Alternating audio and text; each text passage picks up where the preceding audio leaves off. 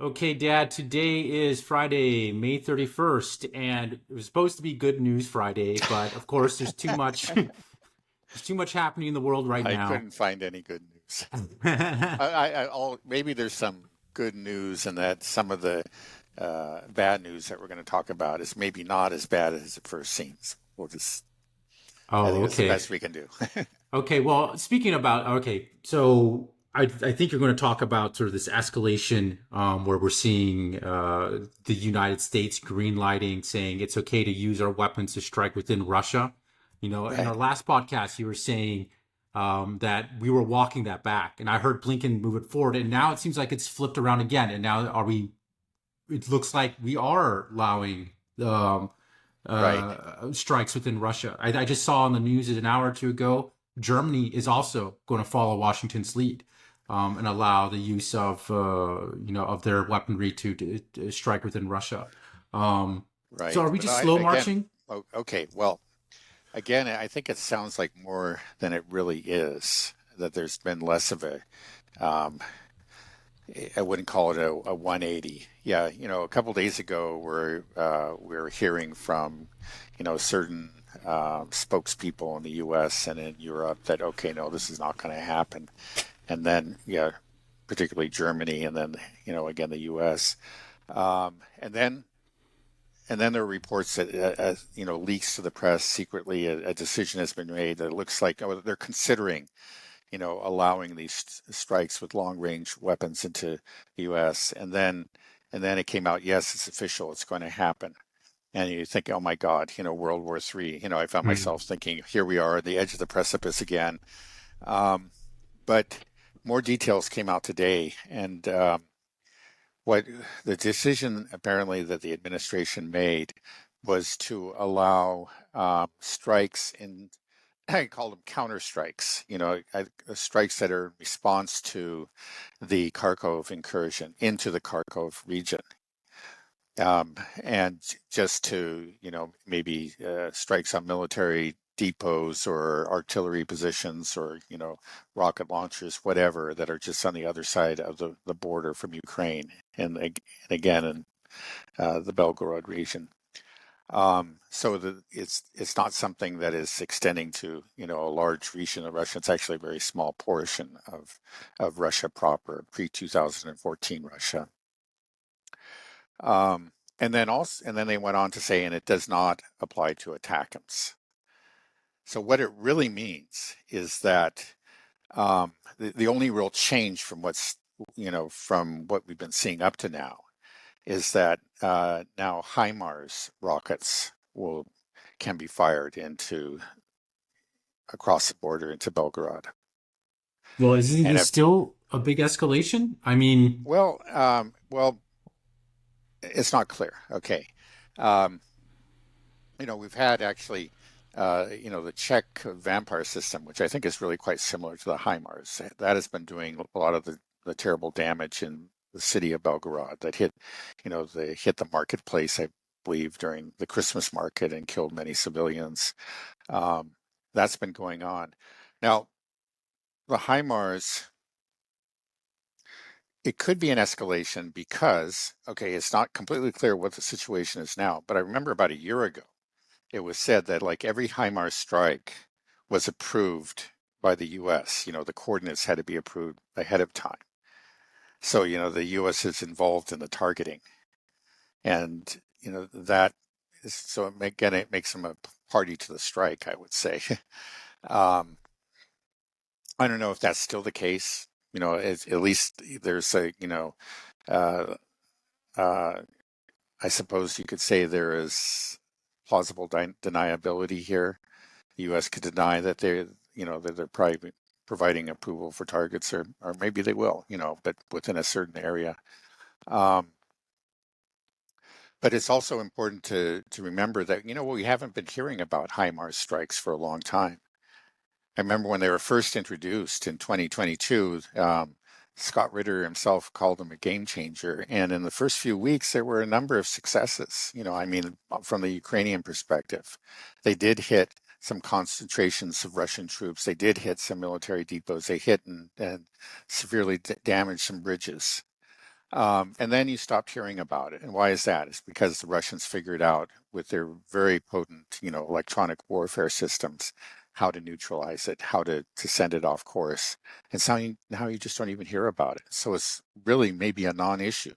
Say, okay, now we can use HIMARS, but yeah, but HIMARS aren't really worth anything. That's what we're looking at. I, just as an aside, but um, it just it buttresses what I just said. I took a look at the Wikipedia page on HIMARS, and you can, first there's a description of the system, and then how it was used in Ukraine, and then they list, like all the successes, and notice that they're in the first few months, and then there's one line that says the Russians developed a way, of reducing the effectiveness of HIMARS, through electronic warfare, and then after that there are no incidents listed. So, so in other words, it's the Russians have rendered it, useless or largely useless. Occasionally, if you shoot 100 missiles, even if like, one or two, a few will get through, but it's just largely useless. A very, very ineffective system. So that's all it is. It's this ineffective system that is just can only be used within a very limited area. But is that really all that this policy change is? It doesn't specifically just say HIMARS. I did see something about limiting the attacks to within close to the Kharkov border. Right. But I mean, we're talking about Germany has been greenlighting. UK is behind this. Okay. Well, France then let's is look, behind let's look this. at Germany. Okay, Germany said, okay, yeah, we're in favor of this. This is okay. Well, but Germany does not supply any long-range systems, long-range missiles of any kind. I mean, there's the talk about the Taurus, but they haven't. It will only mean something if they supply the Taurus. But at this point, it's meaningless because they're not supplying long-range systems. Well, Um, but even then, let's Putin gave a firm red line. He mhm, really, this is one of the most explicit warnings he gave right, to the West, saying, look, if you're using these missiles or whatever to strike within Russian territory, we know where they come from. right, You give the targeting data, you set it up. Okay, maybe you tell Ukrainian to push the button to launch, but we know it's all from you. And so we have the right and we will strike back. So it's like, okay, maybe we're using, maybe less effective weaponry. But we are crossing that red line, aren't we? And so it's will just there be like a kind of retaliation? yeah. If they hit It's maybe anything, it's sort of it's like putting like maybe putting a big toe across the red line. I mean, it's just yeah, still all crossing the I could line say is though. like potentially, okay, if a HIMARS, did, strike some, a target, an important target, in the Belgrade region, that, okay, that would lead the Russians to retaliate in some way. Hmm. Again, they always made it clear, and I think it's always been their policy to retaliate in a proportionate way. It's not like, okay, you cross this red line, World War III, but okay, maybe, you hit this military depot. We're going to find something comparable, as to, maybe they're going to strike uh, some sort of assembly point or a logistics point very close to the Polish border where they're known to be, a lot of NATO troops, but it would still be within Ukraine. That's what I suspect would happen. It is an escalation, but it's not a major escalation. It is. It does really not change very much at all, anything on the ground. And again, it's just that these HIMARS are just so um, are essentially worthless at this point. Nothing may happen. They may not be able to hit anything. They may not even try and say, "Oh yeah, great, you gave us a HIMARS. Well, so they're green lighting the high only the HIMARS now, or is there other things? I mean, like, Well, how do we that's really the know only that? thing that would, right? That would. I mean, that we know that they've been using artillery, right? And they have been using U.S. artillery to shell positions on the other side of the border, and that's been going on for months, if not for more than a year. Um, there are drones, but a lot of the drones are actually Ukrainian made, um, and are generally, yeah, Ukrainian operated. Um, The only time that, like, the Western or NATO input assistance is used for a drone is if the drone has to go deep within to Russia, and they need the satellite data to know how to avoid air defense systems. But for a close border, I don't think they don't necessarily need to have satellite data for something like that. Mhm. Well, isn't at least quite significant that the U.S. has made this open admission? You see the headlines of Politico: Biden allows Ukraine to strike outside Russia. These. Isn't that in Yeah. itself significant that it's become open Well, I think policy? it's again, I think it's really more. You can argue that, in fact, really what happened is that the U.S. backed down. That maybe they were going to, because this is what, Zelensky was asking for, just kind of a blanket permission to strike anywhere in Russia with long range NATO weapons, and he didn't get it. So you get the headlines, and when I first saw the headlines, I thought, "Oh my God!" But if you look under it, it's actually okay. It's just greatly reduced in scope, in terms of geographic area, but also in terms of weapons that can be used. So it's only applying to the HIMARS, which has really not been a part of this. Is ceased to play a significant role in the conflict. Now, even if at some point down the road ATACMS are permitted, that would be a major escalation, no question about it. It has a significantly greater range, and and there's no question, I think, that the U.S. would have to be involved in the targeting and the operation of the systems. Um, so yeah, no question that would be an escalation.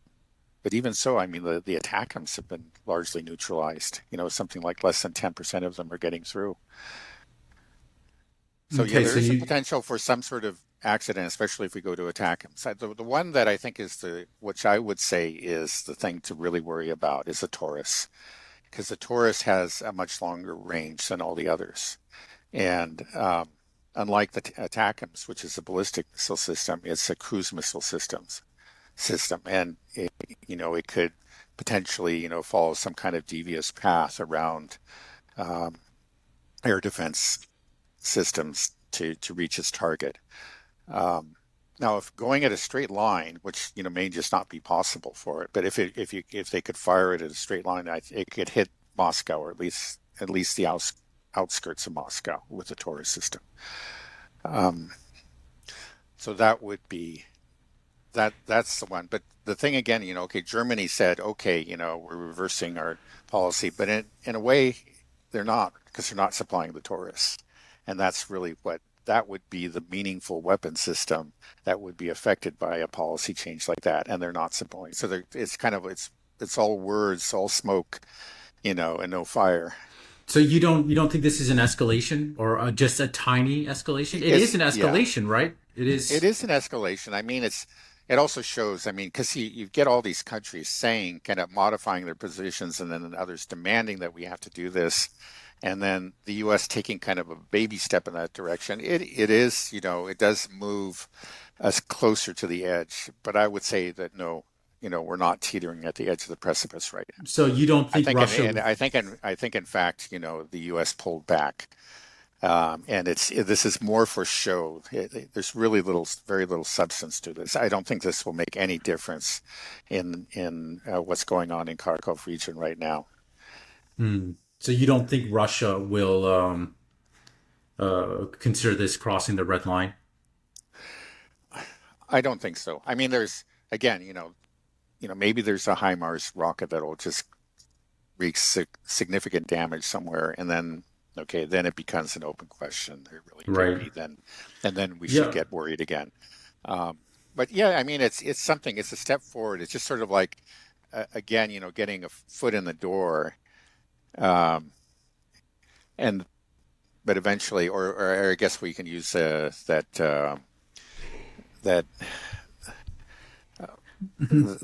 that metaphor that the Arabs use of the camel's nose, the camel's nose under the tent. Now we got maybe the camel's nose. We can see its nostrils. So there's a potential once he gets his whole snout under the tent, the whole camel will come in. In other words, at some point, they've got this. this first concession. It may be a very minor one. It might not be very meaningful at present, but it just may signify um, a much greater escalation down the road.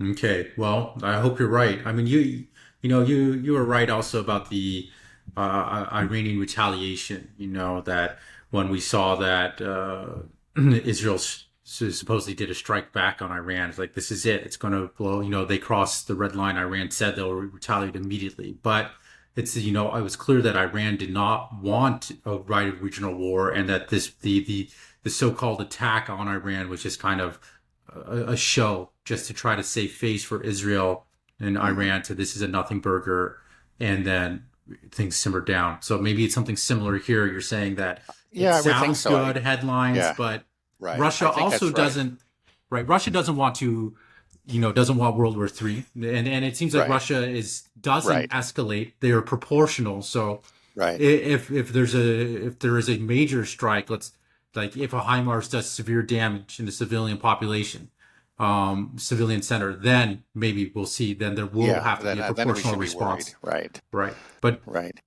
so Yeah. Again. Right. If in contrast, if it was the Taurus and the Taurus went all the way and actually caused significant damage in Moscow somewhere, then maybe we start digging our shelters in the backyard or whatever, or just saying our prayers. That would be very scary. Um, it doesn't necessarily mean World War III, but that would take us to the brink. Um, but we're not there yet. That's all I can say. It's not that we're not going to get there, but we're not there yet. okay, well, I mean, this news. I think it's got a lot of people scared. I had some people messaging me. It's like, oh, looks like World War III might be coming. So that in itself, the fact that I think more people are kind of alarmed by this Uh-huh. admission, could maybe kind of pull us back from the brink a little bit because they're like, hey, this Right. is already just this is scary enough as it is. Right. Well, Um, it is scary that you have have a number of governments of European leaders that are calling for, again, a blanket permission. They're going to, I imagine they're going to be very greatly disappointed by actually the Americans' baby step here. And they'll continue to apply pressure. That's the mhm, thing. And it just may, it seems like it always goes one ratchets up, but right. um, so it's not over, it's not over by a long shot. But I think that we've dodged the bullet, for the time being. Do you think this changes the calculation for Russia at all? If they're seeing that, okay, the U.S. is ratcheting up little by little every single time, they might think like, well, we don't want World War III. We might need to move quicker here in Ukraine too, because if this Uh-huh. drags on at the rate things are going, in another 6 months to a year, we might be at World War III. Right. Well, there's Because something it you just can every actually kind month of, yeah, yeah. it No, gets a no, I little bit understand, and and other scarier. people have made that argument. I see um, I understand it. Though it can be argued both ways. Others have said that maybe it's better for the Russians to move gradually. If it's just like who was it? I can't, actually, I think I remember it was a writer for one of these websites. Oh, I forgot the name right now. Um, but yeah, she said, yeah, you don't make sudden moves around a crazy person. And that's what she Mhm. was referring. It's just like it's the Russians are moving incrementally. They're grinding away, and that's a sudden move. It's like if the danger of that is that just would cause a panic reaction, a general panic in the West, and some sort of desperate response that could put us into an escalatory spiral, and take us to World War III. Yeah, yeah, but on the other hand, you're right too. I mean that like the longer it drags on, it's just like the more that things can go wrong. It just Right. Just so I like you're think it's saying, sort of like I can see it either way. I really don't know what the safest course would be. There is talk, and again of a possible major, offensive, a Russian offensive sometime this summer. That's something that a lot of people think is probably coming. They certainly have the means to do it. They have hundreds of thousands, so like at least 300,000 troops that they could commit to an offensive. This incursion, in Kharkov is really, it's an offensive, but it's a very small one. They have, what, 55,000 troops up there, and my understanding is that they've only committed about 15,000, maybe 20,000 at the most. So that would be just a very small percentage of what they could commit to an offensive. And if they go in with 300,000, that could just pretty much end it, or at least it would enable the Russians to seize all the land to the east of the Dnieper and get all the Donbass and pretty much all of Kharkov region. Kharkov City would be a challenge. I guess my understanding is that you probably need at least 300,000 for the city itself. But maybe, again, if Ukraine is in a state of total collapse, it just, the defenses just might not be there. We'll see. Okay, yeah. So maybe maybe we can talk a little bit just about the overall military objectives for Russia. I mean, when they started this campaign, the goals they stated were denazification and demilitarization. Their ambitions Right. were not territorial gains. Do you think Right. that's changed at all? That I think it has. I mean, there's just no question. I mean, you're right that they weren't territorial to begin with, but they've become territorial by necessity. Because they found that they could not negotiate um, with the Ukrainians. Um,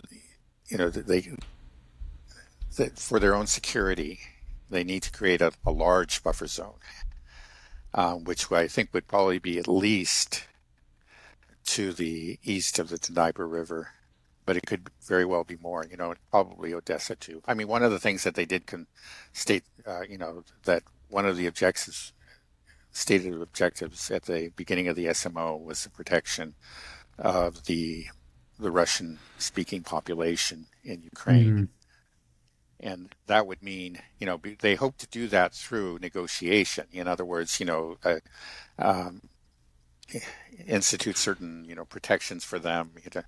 Um, and uh, the whole point of the Minsk Accords was to grant autonomy, again to Donbass, a creation of a federal system similar to what you have in Switzerland.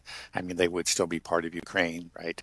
But they would have uh, uh, a certain amount of autonomy and protection, of the ability, the right to use their own language and raise their children the way they want to, and protect their cultural heritage.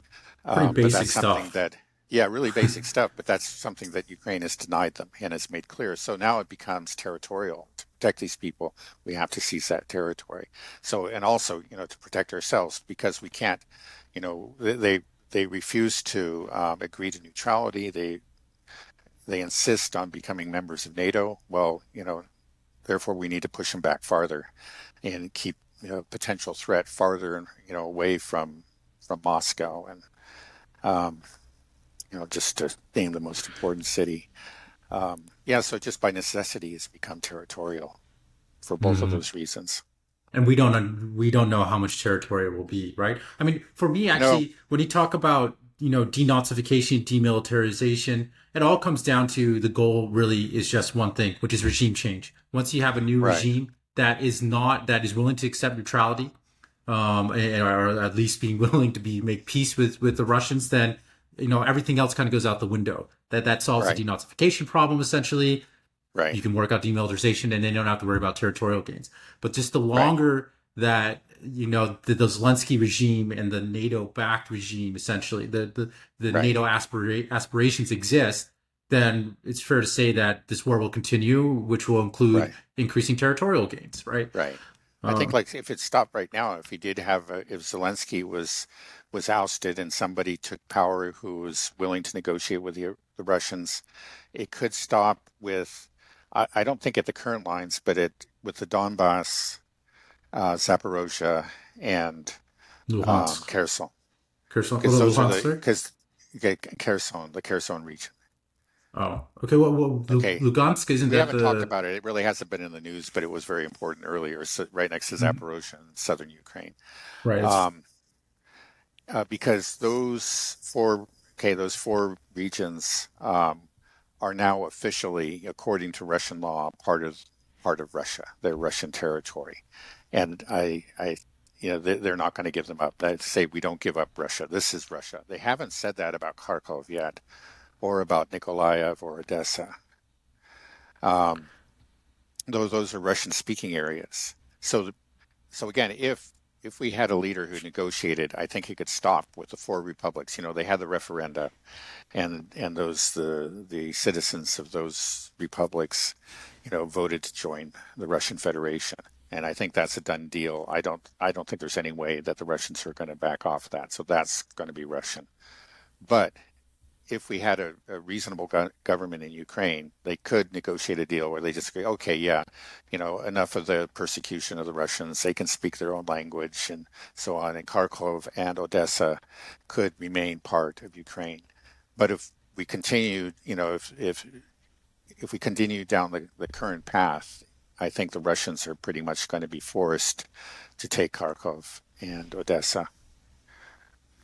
okay. Yeah, I don't understand what the U.S. and Zelensky what are they thinking? Isn't it so apparent? They have to know now that this war can't be won, that they're not going to regain any more territory. They had one shot with their counteroffensive, and they Right, completely blew it. And now right, they're in the worst shape of their lives. People are trying to dodge conscription. You have to have press gangs. You have yeah, no air support. Virtually all of your Western wonder weapons have been neutralized. There's been hundreds of billions of dollars given to you that have largely just been, embezzled through various ways. And so what is it that makes Western leaders want to continue giving money? I saw Belgium just gave another billion euros and continue to give uh-huh, weapons and to have this rhetoric about will allow Ukraine to strike within Russia. Well, right, what do they hope to gain? Like, do they just want to yeah, play? They're not. I don't even yeah. think they're Well, yeah, extending the war so much. It's right, just right. clearly it only the only thing that I can see that comes out of us is it just brings us closer to World War III. Yeah. It just Well, and I can just, it doesn't make any sense. I mean, it shows, well, first of all, Zelensky himself seems to be going bonkers from, if there are a lot of reports of him, of shouting at his generals, but even shouting at Secretary of State Blinken and so forth. Have just kind of the guy has lost it. I don't And blame them. I mean, yeah, yeah. Well, I would shout at Blinken too, but not for the reasons that Zelensky's shouting at him. I mean, um, yeah, and as again, as going back to that, I think it was a Times magazine article, several months ago, last fall, said where the reporter interviewed his close aides. They said that he lives in delusions. They kind of try to tell him that things are okay. We're not going to win this. This is going badly. He just doesn't want to hear it. yeah,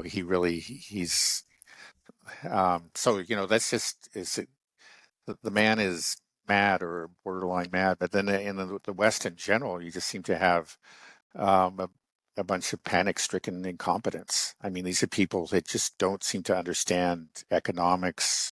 That's why their economic warfare was just such a horrific, failure. But they don't really understand how wars are waged and won. They just, for them, they're politicians, and I guess they live in a kind of a world of rhetoric and narratives, and that's and they seem to be trapped within it. And part of it is they demonize Putin. They made him out to be um, the current incarnation of Hitler, and you can't deal with Hitler. You can't, the only thing is, the only historical analogy that they seem to have in their heads um, is oh gosh, how yeah. can I? You Chamberlain, know, the Churchill, so yeah. yeah, yeah, Neville Chamberlain. Yeah, of course, Hmm. Neville Chamberlain. 1938, and it's always 1938, and it's always Neville Chamberlain, and that seems to be the only historical lesson that they've learned. And and since Putin's Hitler, they can't be Neville Chamberlain.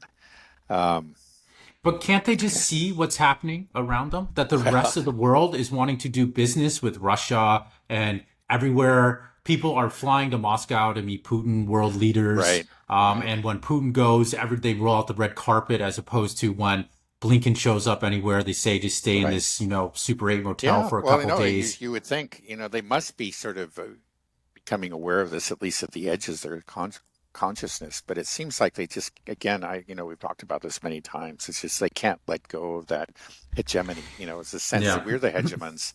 This is something that, and it just is going to take just an act of willpower, to set things right.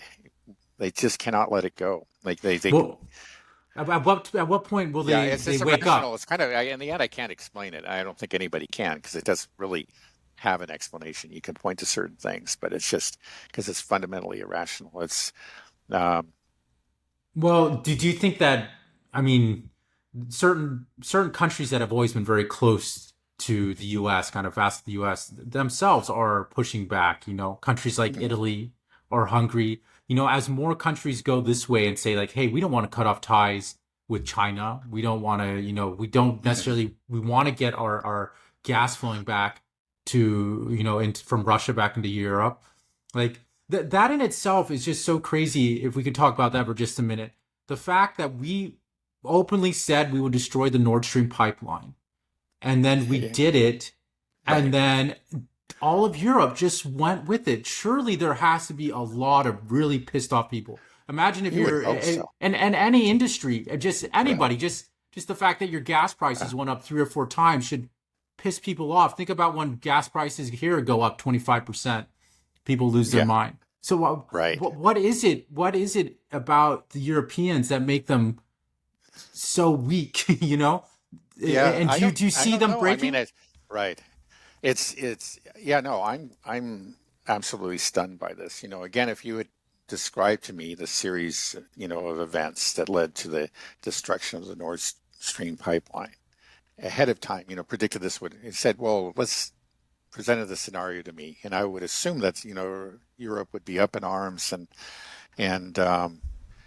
anti-American sentiment, would be such that um, yeah, the U.S. would probably be forced to, withdraw. NATO would be, whether, you would think there would be major consequences in any, but there just Mm. hasn't been.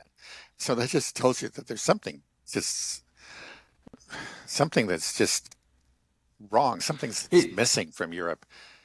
But at the same time, it just shows, there's all this tough talk from their leaders directed at Russia, but I don't think there's any fight in these people. I don't, and you know, that's the thing is that when push comes to shove, there's all this escalation and so on. But what the break that I think is going to keep us from going right into the abyss here is just the fundamental weakness of Europe. I mean, it's lack of armaments, but then also the clear unwillingness to put up a fight. I mean, there's a lot of chest thumping, but it's by people who are never actually going to go to the front lines. mm, These are leaders, and it's somebody else. They've been very brave about sacrificing Ukrainians, but when it comes to starting to sacrifice their own people, I think they're going to find they're going to be, out of office in an instant. These people don't want to fight. Maybe, maybe opinion polls, will show that perhaps a majority or a plurality are in favor of of continuing support for Ukraine, maybe increasing support for Ukraine. But though I don't think that's necessarily true, and certainly in a lot of European countries. But let's just say that it is. But if it comes to actually putting their own bodies on the line, I don't think you're going to find, you mm. know, more than a very, very small minority that's going to be willing to do that. They're just not going to have the manpower. They already don't have the equipment. So, so in the end, you can talk about escalation, but they don't really even have the means to do it. Now, the only country that could really make a difference is the U.S. But the U.S. is not really, is not all powerful. It would be a major fight, a very bloody war. And look, I don't think there's any willingness in the U.S. to, send our young people over there to die in a war with Russia. I don't think you're going to find any popular support for that. And I think the Pentagon knows how difficult a fight it would be, and knows that they could very well lose. Um, again, it's Russia. Russia has all the advantages in terms of logistics and also experience. They've learned how to fight this war, and they have a much larger army than the U.S. does, of well-trained men, um, specifically trained for the kind of combat that's going on there. And the U.S. Army has actually a number of enlisted men. I don't know what it is right now. Maybe it's 250,000. It's much less than what Russia has. And they're not being trained for the kind of war that they would have to fight. So it's just, in the end, they can't do it. So I mean, you can escalate, and yeah, no, this escalation is scary, but maybe it's just that, and these leaders are deluded and so on. But in the end, when they turn and tell their generals, let's fight or whatever, the generals just kind of shrug their shoulders and say, I'm sorry, we can't do it. Mm. What do you think the future of Europe looks like after this war? Do you think that we'll see countries that wanted to normalize relationships with Russia early on may see a big benefit, and then that might start to cause more and more countries to break away and say, like, look, we don't like what the U.S. has done here and pushed us to this? I'm thinking of countries like Hungary or Right. or Italy, or you look see how Serbia does. How do you see the future of Europe when this is over? Do you see it as a falling out, a divorce with the United States, or will there be a divided Europe? Well, yeah, there certainly is. I think there's a potential for a real revolution, if not necessarily a violent revolution, though that could happen, but just a real changing of the guard, a new regimes with a completely different orientation. Yeah, this, Oriented eastward towards Russia and yeah, China? right. I mean, there is plenty going on. I mean, one thing that's, as Russia turns eastward and to the south too, they're creating this what they call the North-South corridor.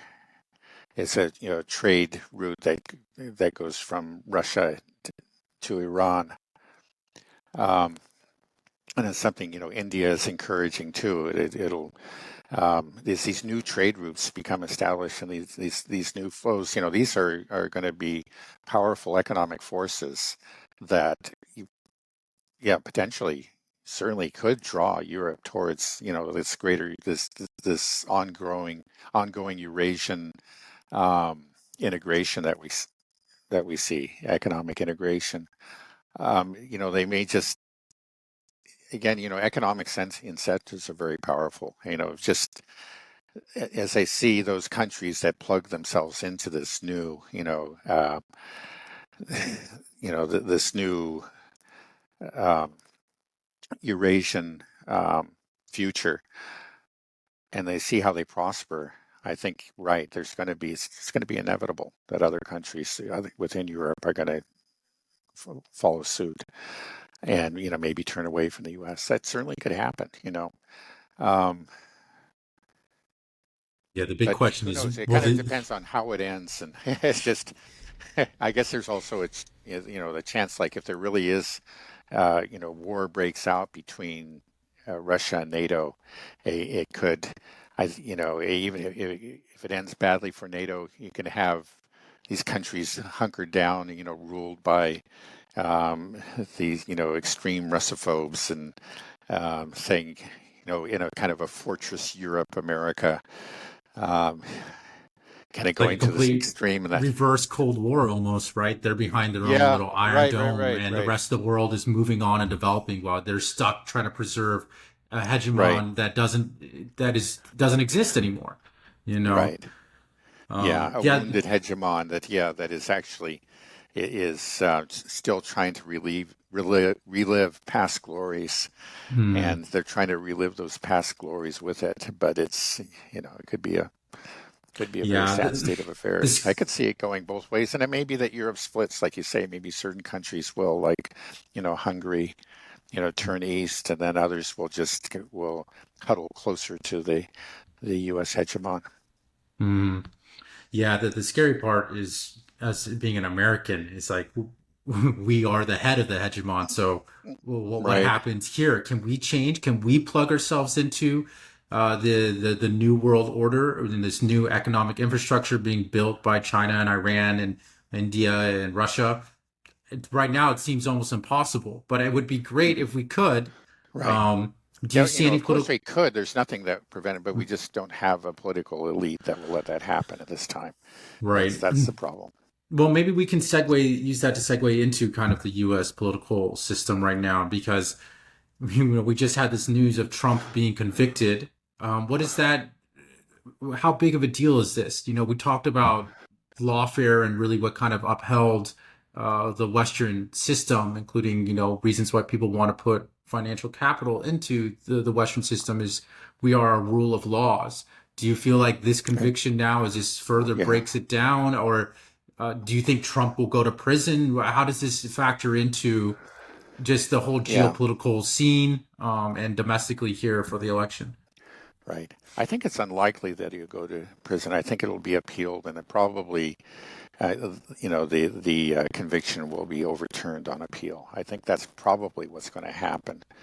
In the meantime, though, it certainly, further tatters the U.S. image, no matter how you look at it. Like, if you're just anywhere in the world and you see this, okay, the leading presidential candidate has been convicted of a crime.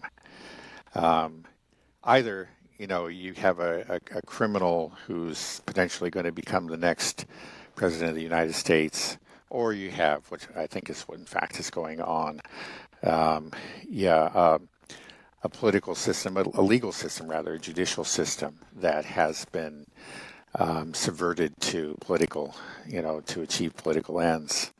And, those are both, uh, yeah, neither, whatever way you choose to view it, that is not the America that one people once believed in and admired, right?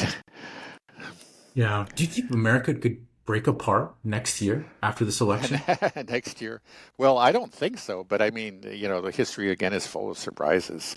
Um, I just don't you know, see how, people hate Trump so much that when he gets right. elected, some people do, at Yeah. once, well, if he does get elected and now that he's a felon and everything and been convicted, or even if it's overturned on appeal, people just use that as further fuel and just they will not Right. accept him.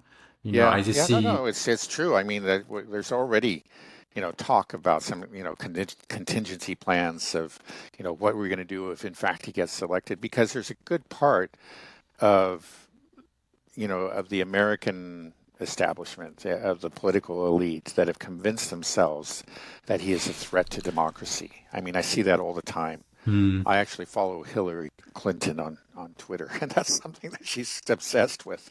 But I think she's she typical can't of her get over the class. fact that Yeah, that right. Trump beat her. That's all it Yeah, is. yeah, yeah. But I mean, it's just she's not alone. If it was just her, it would be funny. But it's typical. I mean, that's um, if you read the New York Times or any of the establishment papers, they're talking about that constantly. This man is a threat to democracy, and if you convince yourself that's true, and he becomes president, then you can convince yourself that, well, maybe I will have to use extraordinary means, perhaps unconstitutional, but we have to do this.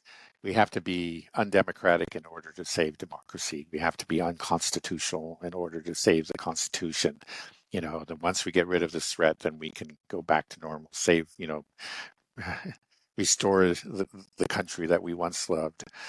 But in doing so, I think they would do, fatal damage, cause of fatal harm to the U.S. And already like this, even though I think this is going to be overturned, it is, just a further. Um, it just gnaws away at the foundations of the system of the law. That we have a system that's based on. It's supposed to be based on law.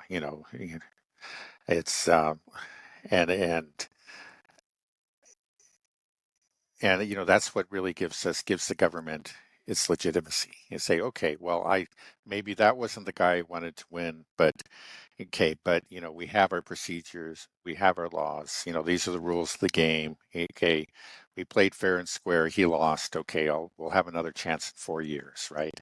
But if you see, this kind of this brazen attempt to use the judicial system, right, to knock one of the candidates out of the running, even if it fails. I mean, that has got um, to just that is a serious blow to the legitimacy of the system.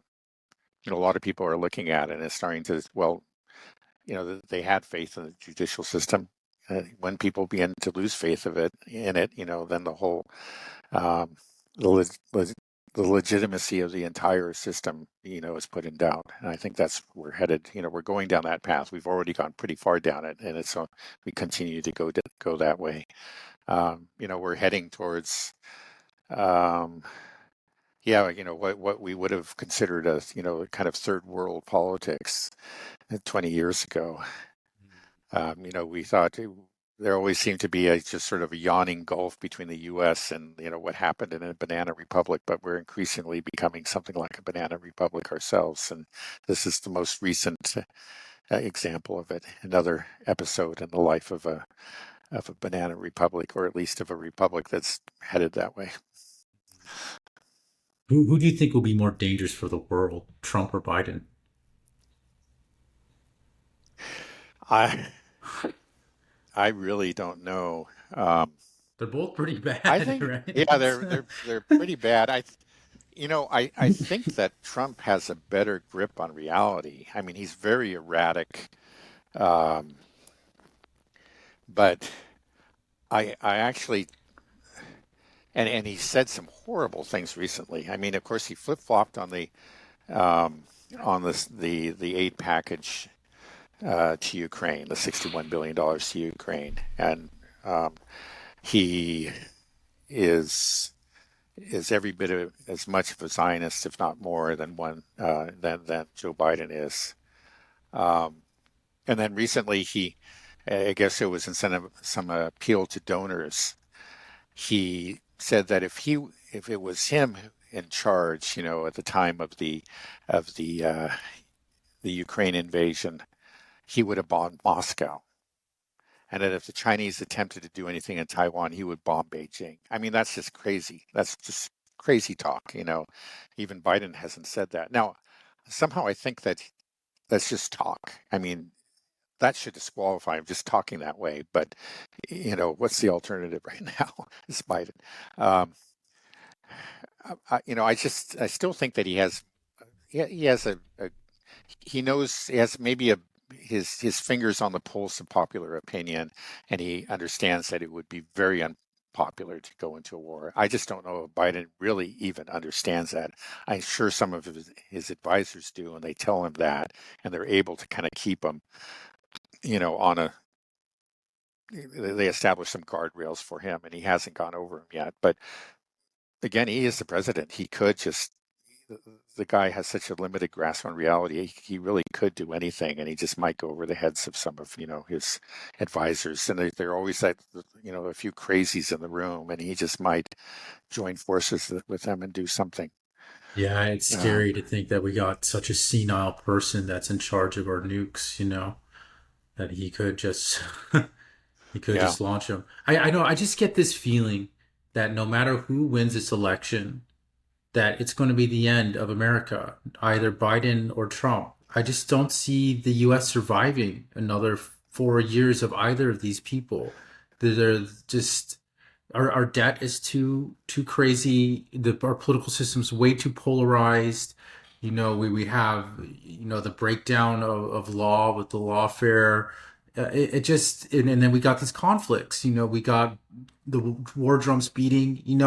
In three different leaders that are all huge that we should not be involved in at all. In the Far East, in the South China Sea and Taiwan, and then we got the Middle East and Russia. And it seems like, how do you get your way out of this? And then there's all these other domestic problems we haven't even touched about. We haven't even talked about like the immigration issue with 10 million people that have just come into this country undocumented.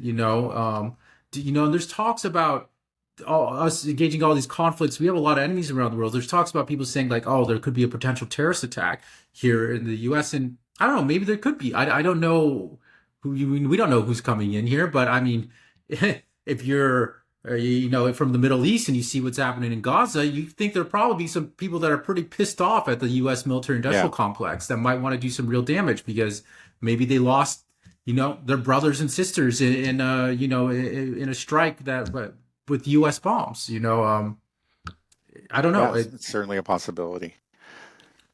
Yeah, do you feel that way? Do you think the U.S. can survive another 4 years of either of these Well, I old think the men? U.S. will survive, but well, it's changed. The thing is that the U.S. is just in these last, well, certainly 20, 25 years, like since uh, the September 11th attacks, the U.S. has undergone some dramatic changes, but especially in the last, let's say, 8 years, really since the time that Trump took office. And it wasn't so much anything that Trump did; it's just the reaction to him. I just, um, yeah, the talk has become so extreme, and and it's gone beyond talk. Again, these cases are these lawfare cases are very worrying and should be extremely alarming. I mean, it does show that the system's breaking down, um, and there's been just a fundamental shift in um, the kind of I don't know because it's just I don't know where to begin, but it's not the country that I had all kinds of complaints about the country that used to exist, but it was essentially sane, and it seems like we've fallen into this maelstrom of insanity. I mean, there's just you just don't hear a sane voice out there. I mean, it's just um, you maybe had some hope that the Republicans would be a voice for sanity, but now they decided like winning issue for them. The only thing that they seem to be passionate about is support for Israel at the worst possible time, right? And then on the Democratic side, again, a lot of them are shouting that democracy is about to die, and maybe it is, but but not Yeah, for I mean, exactly the reasons that they give. I mean, it's yeah, no, I just don't know how the U.S. will last in some form for years to come, but it's already not the U.S. that I remember.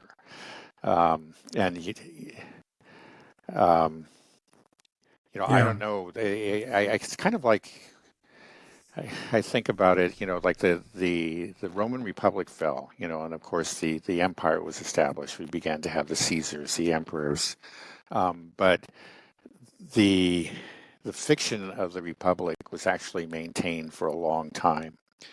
Um, there was still a Senate and senators, and they had their meetings, but it was known, that they really didn't have any real power.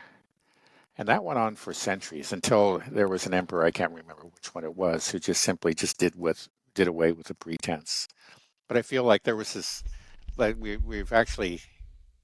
seeing that happen. A lot of these institutions are being hollowed out, at least, and but we still pretend to be the country that we used to be, that we do have the same, we have the First Amendment and we have rule of law and so on. That's who we are, and we're the greatest people on earth. We're still the indispensable nation, and we have all these institutions to back them up. But these institutions are being hollowed out, and those claims, those assertions are resting on increasingly shaky ground, and eventually they will be resting on nothing, and it'll just be a kind of a pretense that we are the country that we once were. And then at some point, maybe decades from now, there will be some king of America that says, you know let's end the charade. Let's stop pretending that we have a constitution at all. so The you think constitution's been that's shredded, but we're still pretending that we have it. So you think that's what will happen? Is that there will be sort of a strong man that takes over and rules it over as a no democracy illusion anymore? Well, Or do you yeah, I think don't that know if it'll it'll be break a strong down? man or it may be a party. I mean, it may be that it's a the leftist establishment that's screaming about the democracy is under threat, and this could happen sooner rather than later. I mean, because again, the rhetoric is so extreme. Maybe they really will seize power. It'll be supposedly temporary and for the good of the nation. Maybe they will remove Trump from office by extra legal, extra constitutional means. And then we'll have some sort of temporary, That supposed to be a transitional government, but it may just go on and on. that would trigger a civil war, though, wouldn't it? It could, yeah. I mean, All right, that's exciting. yeah, yeah. I mean, it's one thing that you see already is just that it used to be that conservatives as a group um, were were the ones that had trusted most in those institutions of law and order, the justice system, the FBI, so on and so forth. But because of the increasing politicization of these institutions, that's no longer true.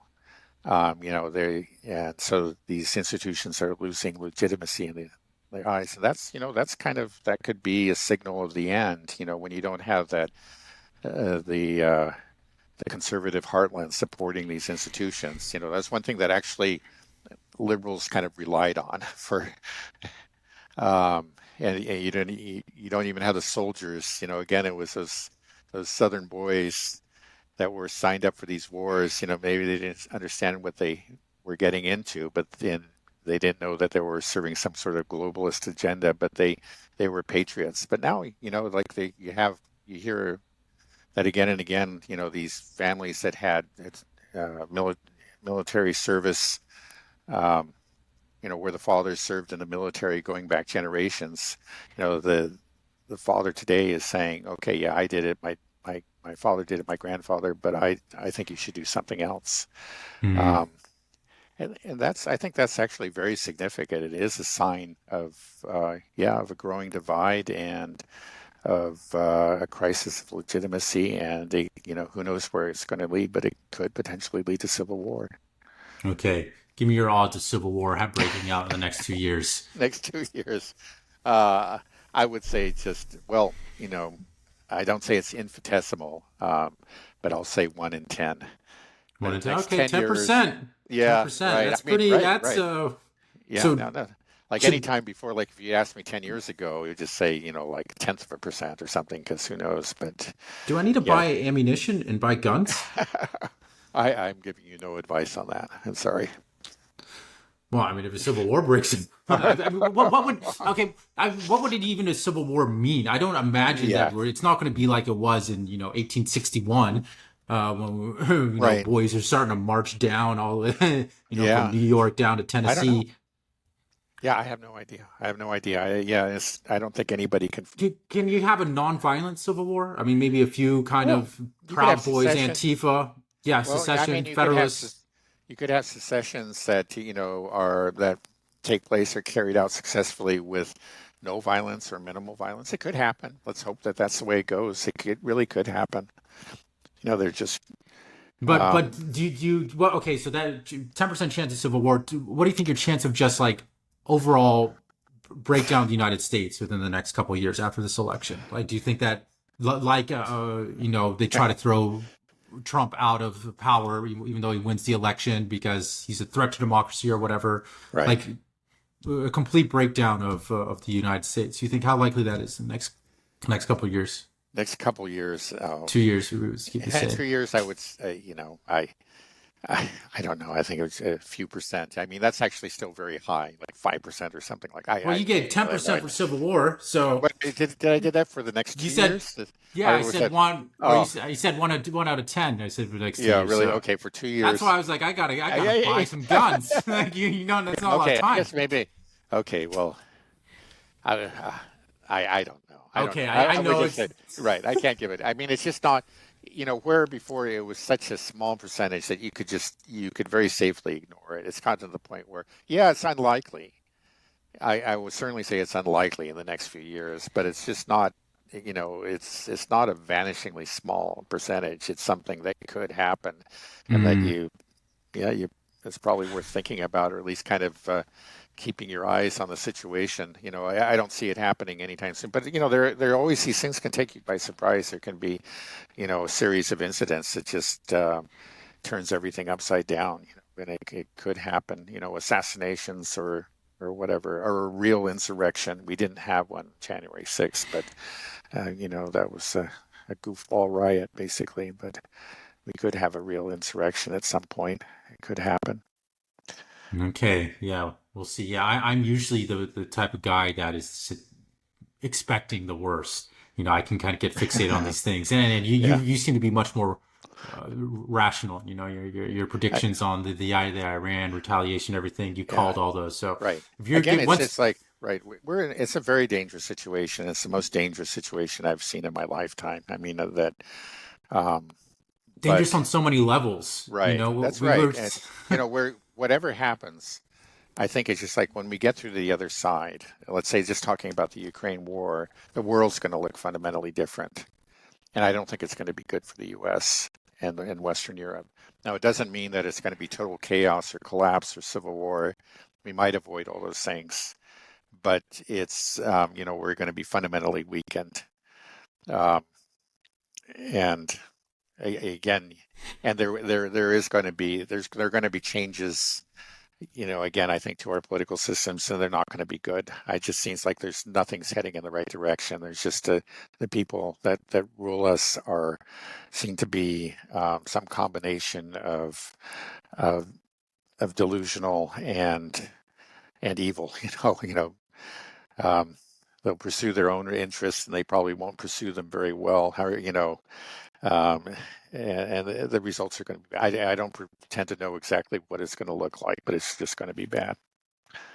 Okay, I think that's a good place to wrap up Good News Friday. Um, so we'll leave it there. Okay, maybe next time we'll talk about the sinking dock. All right, Yeah, we don't need to do it this time. It's yeah. This is my okay. Sounds good. All right, thanks a lot, Dad. all right.